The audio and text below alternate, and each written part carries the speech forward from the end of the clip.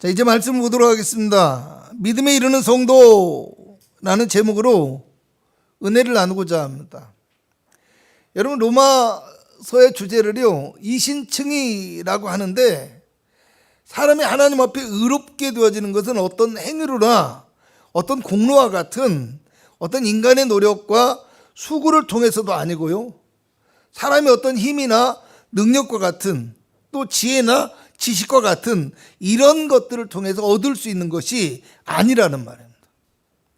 여러분, 하나님의 은은, 하나님 앞에 우리가 의롭게 되어지는 것, 구원을 받게 되어지는 것은 오직 십자가를 지시고 부활하신 예수 그리스도를 믿는 믿음을 통해서만 의롭다 하심을 받고 우리가 하나님의 구원에 이를 수 있다라는 것, 이것이 로마서의 주제이자 이신층이라는 말입니다.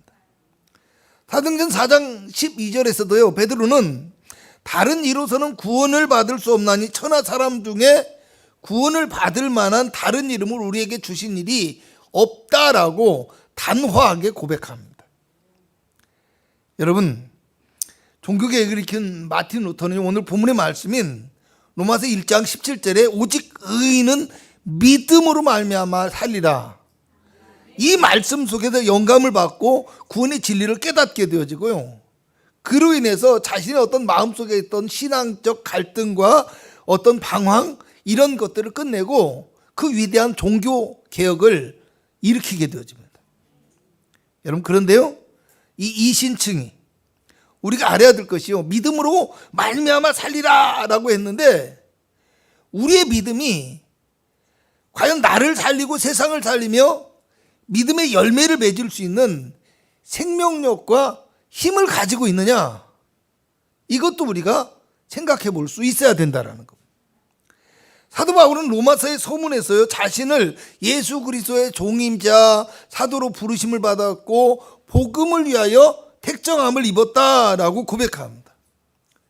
그리고 1장 5절에 가면 내가 은혜와 사도의 직분을 받아 그 이름을 위하여 모든 이방인 중에서 믿어 순종하게 한다라고 이야기해요. 복음을 전하는 사도로서의 사명이 뭐예요? 믿어 순종하게 하는 것이다, 이 말이에요. 할렐루야.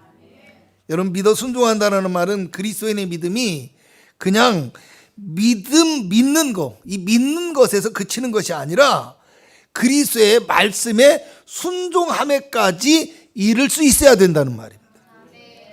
또 믿음과 순종은요, 어떤 분리된 별개의 것이 아니에요. 믿음과 순종은 동시에 일어나는 연합된 행동이어야 된다, 이걸 우리가 알아야 된다는 말입니다. 여러분, 그냥 믿고 구원을 받는 것에 우리가 그치는 것이 아니라 구원의 열매가 있는 하나님의 참된 성도가 되어지는 것이 우리에게 무엇보다도 중요하기 때문이라는 것을 우리는 기억할 수 있기를 바랍니다. 왜 이것이 이렇게 중요할까요?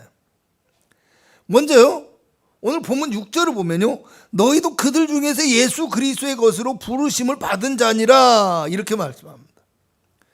자, 구원을 받고 하나님의 백성이 되어졌다라는 것은 하나님의 소유가 되어졌다는 말이기 때문에 하나님의 백성으로서의 삶이 우리에게 또 필요하다, 이런 말입니다. 그래서 7절을 보면요, 성도를 가리켜서 뭐라고 하냐, 하나님의 사랑하심을 받고 성도로 부르심을 받은 모든 자라고 이야기합니다. 하나님의 은혜와 사랑으로 우리가 구원을 받았지만 또 그것을 통해서 하나님의 백성으로 부르심을 받았다는 것도 우리가 기억할 수 있어야 된다는 거예요. 지난주일에 사도행전 4장을 통해서 복음의 능력이라는 제목의 말씀을 나눴는데요, 교회를 다닌 지 10년이 되고 20년이 되어도 복음의 능력도 없이 복음의 기쁨을 누리지 못하고 힘들게 살아가는 사람들이 있다라는 말씀을 드렸는데요, 여러분, 믿음의 축복도 누리지 못하고 변화의 능력도 없이 작은 문제 하나조차도 믿음으로 해결하지 못하는 초보적인 신앙 안에 머물러 있는 사람들이 있는데요, 그 이유가 무엇입니까? 하나님을 의지하는 믿음을 가지고 그리스도의 십자가와 말씀을 따라서 바라봐야 되는데 우리는 어떻게 합니까? 그저 세상적인 방법과 지식을 의지하게 되어지고요. 세상의 힘과 세상의 능력을 의지하고 바라보는 육적인 믿음 가운데 머물러 있기 때문이다. 이런 말씀을 드렸습니다. 그래서 지난주에는 또 출애굽기의 말씀을 보면서 어떤 말씀을 했냐면요. 출애굽의 백성들이 약속의 땅 가나안에 이르기 위해서는 어떻게 해야 됩니까? 구원에만 머무르는 것이 아니라 언약의 말씀 안에 머물러야 한다. 이런 말씀을 드렸었어요. 언약의 말씀을 통해서 하나님께 가까이 나아가고요. 또 순종함을 통해서 하나님의 약속이 우리 가운데 이루어지는 사실은 진정한 출애굽 그리고 가나안을 향한 여정의 걸음이 이스라엘 백성들에게 있어야 되듯이 우리에게도 있어야 된다라는 거. 여러분 히브리서 11장 1절에는 믿음 바라는 것들의 실상이요 보이지 않는 것들의 증거니 선진들이 이뤄서 증거를 얻었느니라고 말씀하죠. 여러분 믿음은요 그러니까 막연하거나 어떤 추상적이고 관념적인 것이 아니라는 거예요. 믿음은 분명한 실체, 분명한 증거가 있는 것이어야 한다. 이것이 히브리서 기자가 하는 말이라는 거예요. 오늘 우리의 믿음이요 아무런 영향력도 발휘하지 못하고 죽은 믿음이 아니라 살아있는 믿음이 되어야 된다. 이 사실을 여러분 기억하시기 바랍니다. 우리가 가진 믿음이 비록 눈에 보이지는 않지만 나를 움직이고 세상을 움직이는 힘과 영향력이 있는 살아있는 믿음이 되어야 하고요. 그리고 우리 안에 계신 하나님이 비록 우리 눈에 보이지는 않지만 우리가 하나님의 말씀을 기억하고 그 말씀을 쫓아 행함으로 뭐래요? 하나님께서 우리를 통해서 세상을 움직이게 하시는 하나님의 역사가 일어날 수 있어야 한다라는 말입니다. 여러분 과거에 로마서를 공부하면서 한국교회의 유명한 목사님 한 분이 쓰신 로마서의 강해에 그 서문에 있는 내용을 하나 읽어드리려고 합니다. 잘 전달이 될지는 모르겠는데요. 제가 한번 읽어보겠습니다. 나는 교회 안에서 믿음이 좋다고 말하는 많은 수의 거룩한 백수 청년들을 보아왔다. 교회 안에서는 유능할지 몰라도 밖에서는 무능한 존재들이다. 왜 이런 사람들을 믿음 좋은 사람들이라고 말하는지 모르겠다. 나는 세상에서 빛의 역할을 감당하는 데 실패하고 신학교로 숨어드는 비겁한 젊은이들을 보아왔다. 왜 이런 비겁한 자들에게 한국교회의 미래를 맡겨야 하는가? 진짜 믿음 있고 진짜 유능한 젊은이들은 삶의 현장에 들어가서 열악한 조건 속에서도 하나님의 말씀을 심는 젊은이들이다. 이들은 실로 복음의 최전선에 있는 믿음의 용장들이라고 할 수 있다. 교회는 세상을 변화시킬 수 있는 평신도 다윗, 요셉, 다니엘을 키워야 한다. 예배로 무장된 세상에 빛이 필요한 것이다.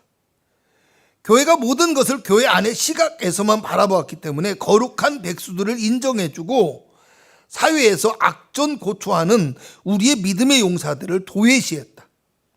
말씀의 능력을 가지고 사회를 변화시킬 이런 사람들을 배출하는 교회는 곧 세상의 주도권을 장악하게 될 것이다. 아멘. 여러분 교회 안에서만 믿음을 가지고 믿음을 외치고 교회 안에서는 하나님의 능력을 고백하지만 정작 삶의 현장에서는 믿음의 능력이 나타나지 않는 죽은 신앙의 사람들에 대해서 외치고 있는 말씀입니다. 여러분 우리가 믿음으로 산다는 것은요 세상을 등지고 살아가거나 아니면 세상을 저주하거나 멸시하는 어떤 비뚤어진 특권 의식을 가지고 살라 이런 말이 아닙니다. 여러분 우리가 믿음으로 살아간다는 것은요 우리가 세상 속에서 살아가고 있지만 그 속에서 하나님의 통치와 하나님의 능력을 인정하고요 하나님의 인도하심과 하나님의 다스리심을 따라서 살아가는 거룩하고 구별되어진 그리스도인의 삶의 모습을 살아가는 것을 의미한다고 할 수 있습니다. 여러분, 세상 속에서 진짜 그리스도인의 모습을 보여주고 구별된 삶을 통해서 믿음의 고상함과 믿음의 품격을 나타내고 우리의 삶을 통해서 하나님의 능력을 나타낼 수 있는 그리스도의 십자가의 군사가 되어질 수 있어야 된다라는 말이에요.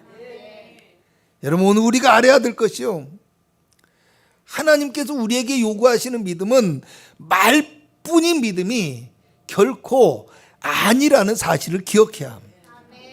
지난주에도요, 말로 신앙생활을 하려는 사람들이 있다고 했어요.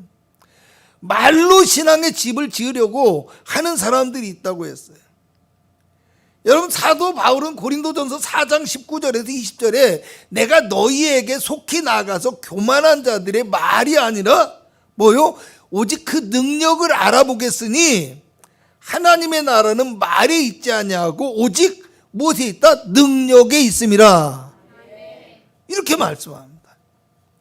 그럴싸하고 아름다운 옥구슬 같은 말이 아니라 믿음의 능력이 먼저 우리에게 있어야 된다라는 거예요.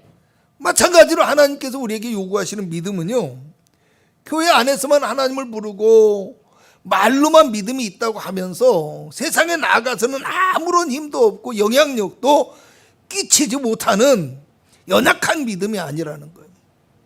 오히려 담대하게 복음을 들고 세상에 나가서 세상의 모든 죄악과 욕망을 이기고 유혹과 핍박에도 불구하고 하나님의 복음을 선포하며 또 그 복음을 실천하며 살아가는 강한 믿음과 용기 있는 믿음의 사람이 되기를 원하신다는 말입니다.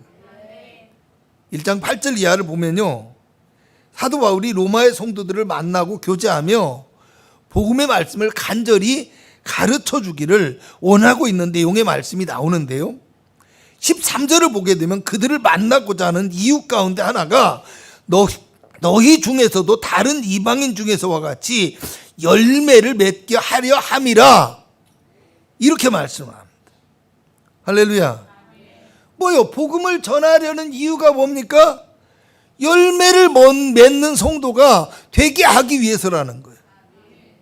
여러분, 오늘 본문의 8절을 보면요, 바울이 로마에 있는 성도들을 향해서 너희 믿음이 온 세상에 전파됨이라, 이렇게 말해요.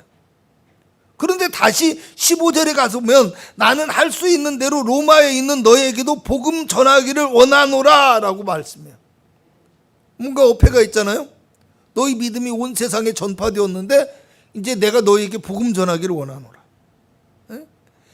이미 복음의 말씀을 받고 구원받은 사람들에게 사도 바울이 무슨 얘기를 합니까? 복음을 전하겠다라는 거예요. 이걸 가지고 또 이단들이 사용하면 속지 마시고요, 잘 들어두시기 바랍니다. 여러분, 이 말씀이 여러 의미가 있겠지만요, 첫 번째는 구원의 복음이라기보다는 교육적인 측면에서의 가르침이라고 할 수 있다는 겁니다.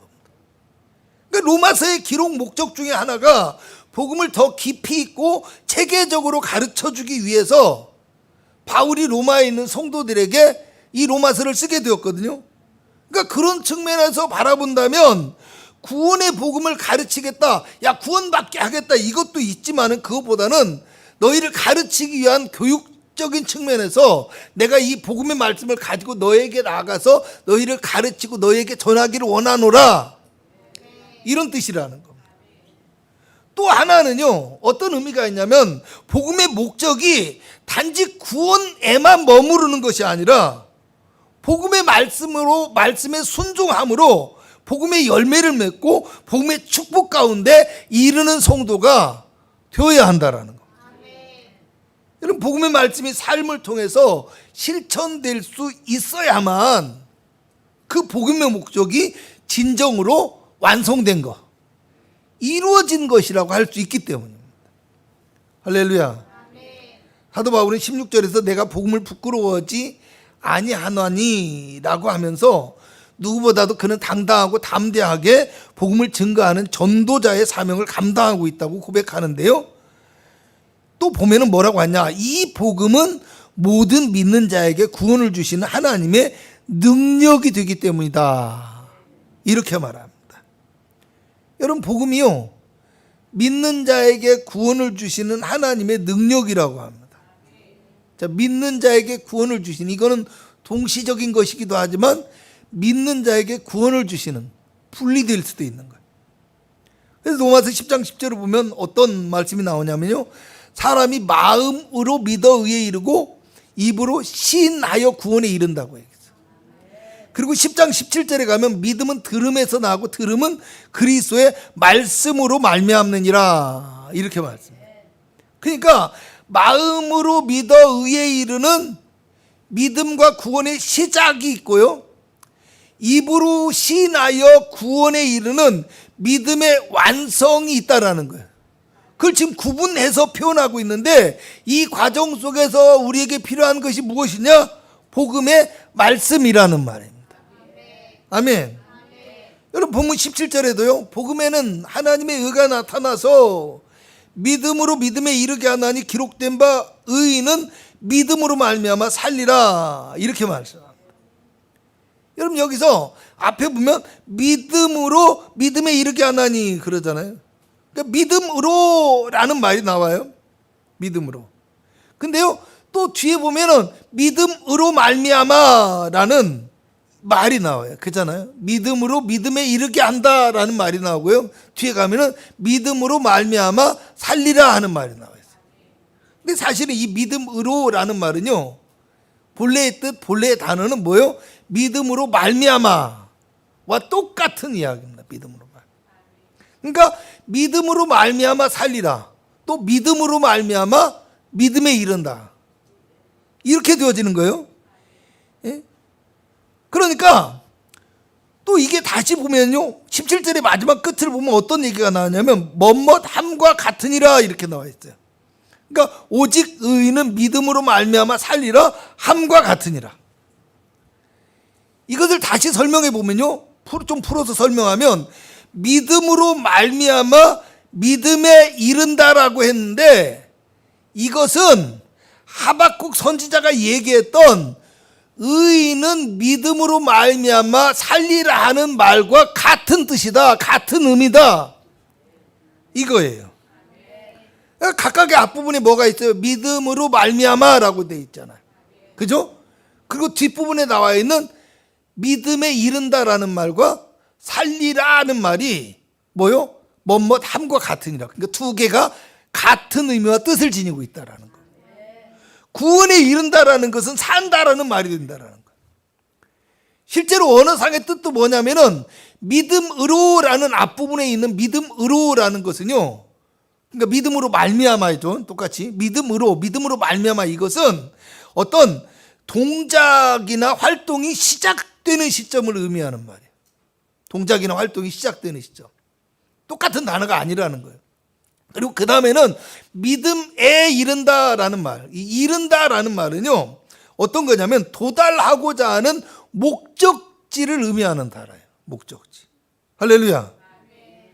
그러니까요, 앞에서 구원의 목적이 구원에만 복음의 목적이 구원에만 머무는 것이 아니라 열매를 맺고 축복 가운데 이룰 수 있어야 된다, 이렇게 얘기했는데, 그러기 위해서 우리의 믿음이 어떻게 보면 믿음의 완성 단계에 이르러서 우리의 믿음의 능력이 우리의 믿음을 통해서 나타나게 되어지고요, 믿음의 약속이 우리의 믿음을 통해서 실현되어지는 살아있는 믿음이 될 수 있어야 된다라는 거예요.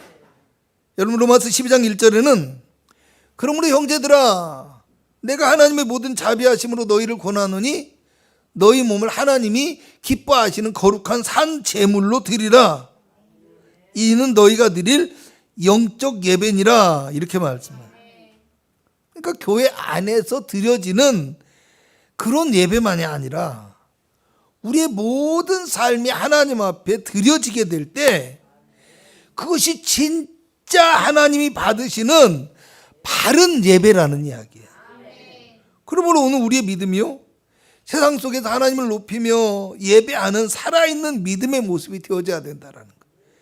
그래서 그리스도의 복음을 우리의 믿음을 통해서 증거하고 그리스도인의 영향력과 힘을 나타낼 수 있는 생명의 능력이 가득하게 되어질 수 있어야 된다라는 거. 그래서 그것을 통해서 하나님께서 우리를 더 축복하게 풍성하게 축복해 주실 뿐만 아니라 어떻게 해야 돼요? 우리를 세상 속에서 복음의 일꾼으로 사용해 주시고, 그죠? 우리를 통해서 복음의 어떤 역사가 강력하게 나타나는, 할렐루야, 그런 교회, 그런 성도가 되어지는 거. 이게 우리의 복음의 목표가 되어지고 우리 믿음의 목표가 되어져야 된다. 할렐루야. 여러분, 죽은 믿음의 신앙은 하나님이 기뻐하시지 않지만요, 세상도 무서워하지 않습니다. 원수 마귀는 죽은 믿음의 신앙을 조롱할 수도 있겠죠. 죽은 믿음의 신앙은 우리가 예배만 드릴 뿐이지, 시간만 보낼 뿐이지, 세월만 보낼 뿐이지 어떤 유익도 되어지지 않아요. 할렐루야.